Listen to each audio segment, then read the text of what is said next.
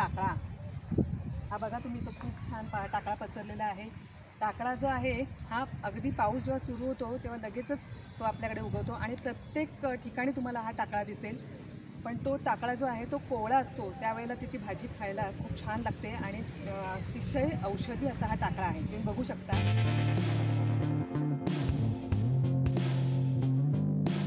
तर लगेचच आपण किचनमध्ये जाऊया आणि टाकळ्याची भाजी कशी करायची ते बघूया। एक जुडी मी इथे टाकळा आणलेला आहे आणि टाकळ्याची मी अशी पाने काढून घेतलेली आहेत। तो अशा पद्धतीने साफ करून घ्यावा लागतो। ही टाकळ्याची पाने आहेत ती मी आता स्वच्छ 4 ते 5 वेळा धुवून घेणार आहे आणि त्यानंतर 5 मिनिटं मिठाच्या पाण्यात ठेवणार आहे। यामुळे याच्यावरची बारीक धुळीचे कण किंवा जे काही जीवजंतू असतील ते मरून जातील आणि भाजी आपली स्वच्छ होईल। आणि मिठाच्या पाण्यातून काढून पुन्हा आपण साध्या पाण्याने एकदा धुवून घेणार आहोत आणि मग ती आपण चिरून घ्यायची आहे। मंडळी, टाकळा ही भाजी अत्यंत सर्व गुणसंपन्न अशी आहे आणि औषधी आहे। ती गुणाने उष्ण असल्याने वात आणि कफदोष कमी करते। शिवाय चरबी कमी करण्यासाठी सुद्धा ही भाजी उपयोगी आहे। त्वचा विकार कमी करण्यासाठी पण उपयोगी आहे। यामध्ये मी आता 1 चमचा मीठ घातलेलं आहे आणि आता ही 5 मिनिटं मी अशीच पाण्यामध्ये ठेवणार आहे। मिठाच्या पाण्यातून काढून साध्या पाण्याने धुवून मी अशी पिळून घेतलेली आहे भाजी आणि भाजी मी अशा पद्धतीने बारीक चिरून घेतलेली आहे, तुम्ही बघू शकता। आणि भाजीसाठी इथं लागणारे साहित्य घेतलेले आहे। मंडळी, आजची जी टाकळ्याची भाजी आहे ती अतिशय टेस्टी अशी भाजी आहे। मी इथं 2 टेबलस्पून गोडगिल तापवलेलं आहे आणि त्याच्यामध्ये 7 ते 8 लसूण पाकळ्या ठेचून घातलेल्या आहेत। ओली मिरची 2 ते 3 मी तुकडे करून घातलेली आहे। आपापल्या अंदाजानुसार तिखटानुसार घालायची आहे। हिंग अर्धा चमचा, लसूण चांगले परतून घ्यायचे आहे। याच्यामध्ये मी आज डाळ टाकणार नाही आहे किंवा खोबरंही वापरणार नाही आहे, पण जो एक आपण पदार्थ घालणार आहोत त्याच्यामुळे भाजीची टेस्ट एकदम सुंदर येते आणि ही भाजी अगदी कोणीही आवडीने खाईल अशी भाजी आहे। लसूण आता छान परतून झालेला आहे। याच्यामध्ये आपण कांदा घालून घेणार आहोत। कांदा मी साधारण एक मध्यम आकाराचा कांदा घेतला होता आणि तो बारीक चिरून घेतलेला आहे। कांदा आपण चांगला मऊ करून घेणार आहोत। कांदा आधी मऊ करणं खूप गरजेचं आहे। यासाठी मी याच्यामध्ये मीठ घालून घेणार आहे। जेवढं मीठ आपल्या भाजीला लागणार आहे तेवढं मी याच्यामध्ये आत्ता घालून घेणार आहे, म्हणजे पुन्हा मीठ घालण्याची गरज पडणार नाही। ही भाजी लहान मुलांनासुद्धा अत्यंत उपयुक्त आहे, औषधी आहे। लहान मुलांना पोटात जंत होत असतात आणि त्याच्यावर ही अतिशय गुणकारी भाजी आहे। लहान मुलांचे जंत हे आपोआप या भाजीमुळे पडून जातात आणि पोट साफ राहतं। आता आपण कांदा छान परतून घेणार आहोत।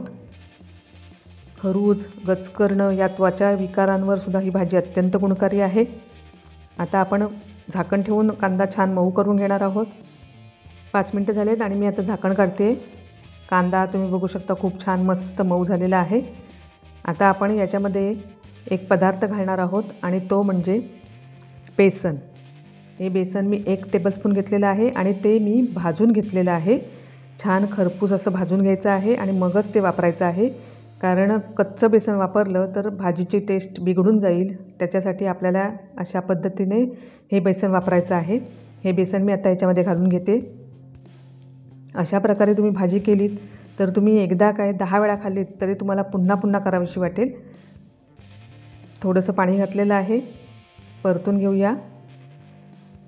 मंडळी, टाकळ्याची पाने ही इतकी औषधी आहेत की ती अगदी जून जरी झाली तरी भाजी करता आली नाही तरी आपण त्याचा औषधासाठी वापर करू शकतो आणि त्या पानांचा रस जर मधातून घेतला तर खोकला किंवा पित्त यावर अतिशय तो गुणकारी आहे। आता ही चिरलेली भाजी आपण याच्यामध्ये घालून घेणार आहोत। भाजी आपण छान परतून घेऊया आणि याच्यामध्ये आपण पाणी घालणार आहोत। पाणी अशासाठी की आपण याच्यामध्ये बेसन वापरलेलं आहे आणि बेसन वापरल्यामुळे त्याच्यामध्ये पाणी घालणं गरजेचं आहे, कारण ती जर भाजी आपण पाणी घालून शिजवली तर बेसन आणि पाणी याचं जे छान स्वाद त्या भाजीला येतो।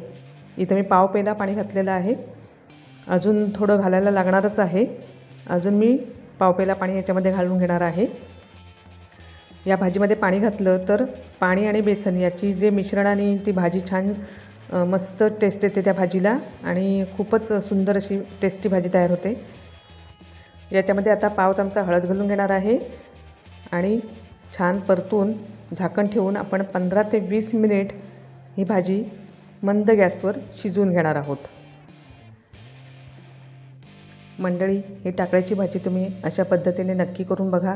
तुम्ही एकदा केलीत की तुम्हाला अगदी पुन्हा पुन्हा करावीशी वाटेल अशी ही भाजी आहे। आता आपण झाकण ठेवणार आहोत। भाजी 15 ते 20 मिनिट आपण शिजवून घेणार आहोत।